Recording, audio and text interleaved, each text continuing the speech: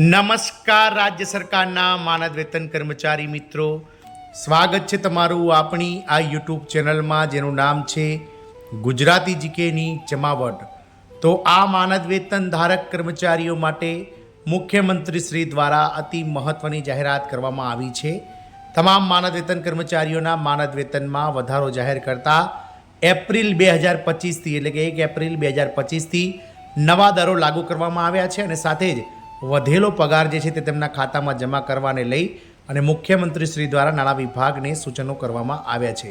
તો જાણીએ આજના વિડીયોમાં વિગતવાર કે કઈ રાજ્ય સરકાર દ્વારા રાજ્યના કયા વિભાગના માનદ વેતન ધારક કર્મચારીઓના માનદ વેતનમાં વધારો 1 એપ્રિલ 2025થી મંજૂર કરવામાં આવ્યો છે અને સાથે જ કેટલો પગાર વધારો મંજૂર કરાયો છે। આ તમામ માહિતી આજના વિડીયોમાં આપ સુધી પહોંચાડીએ। તો કર્મચારી મિત્રો, વિડીયોના અંત સુધી આપ બન્યા રહો અને જો આપ અમારી ચેનલમાં પહેલી વાર વિડીયો જોતા હોય તો અમારી ચેનલને લાઇક, શેર અને સબસ્ક્રાઇબ કરવાનું ભૂલશો નહીં।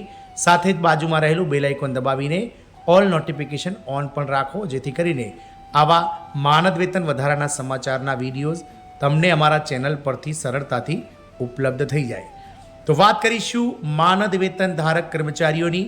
તો આ માનદ વેતન ધારક કર્મચારીઓ આનંદો, કારણ કે રાજ્ય સરકાર દ્વારા આ માનદ વેતન કર્મચારીઓના માનદ વેતનમાં વધારો મંજૂર કરવામાં આવ્યો છે અને 1 એપ્રિલ 2025થી જે નવા વેતન દરો છે તે લાગુ કરવામાં આવ્યા છે અને સાથે જ વધેલો પગાર એરિયસ સહિત ખાતામાં જમા કરાવવાને લઈ અને મુખ્યમંત્રી શ્રી દ્વારા નાણાં વિભાગને આદેશ જારી કરવામાં આવ્યો છે।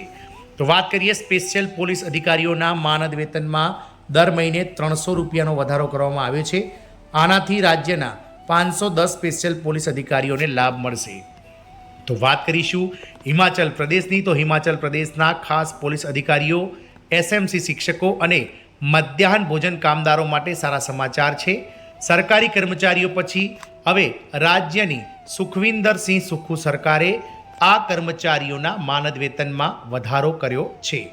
નવા દરો 1 એપ્રિલ 2025થી લાગુ થશે, તેથી તેમને બાકી જે 9 થી 10 મહિનાનું જે એરિયસ છે તે પણ મળશે।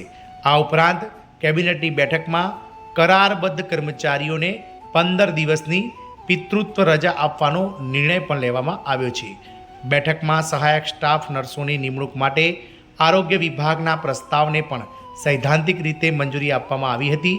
આ અંતર્ગત 400 સ્ટાફ નર્સોની ભરતી કરવામાં આવશે અને તેમને દર મહિને 25,000 રૂપિયાનું માનદ વેતન પણ આપવામાં આવશે। હિમાચલ પ્રદેશમાં આ કર્મચારીઓના માનદ વેતનમાં વધારો થયો છે। તો હકીકતમાં ગત 25 ઓક્ટોબરના રોજ યોજાયેલી કેબિનેટ બેઠકમાં નિર્ણય લેવામાં આવ્યા મુજબ રાજ્ય સરકારે 1 એપ્રિલ 2025થી લાગુ પડતા સ્પેશિયલ પોલીસ અધિકારીઓના માનદ વેતનમાં દર મહિને 300 રૂપિયાનો વધારો કરવાની મંજૂરી આપી છે।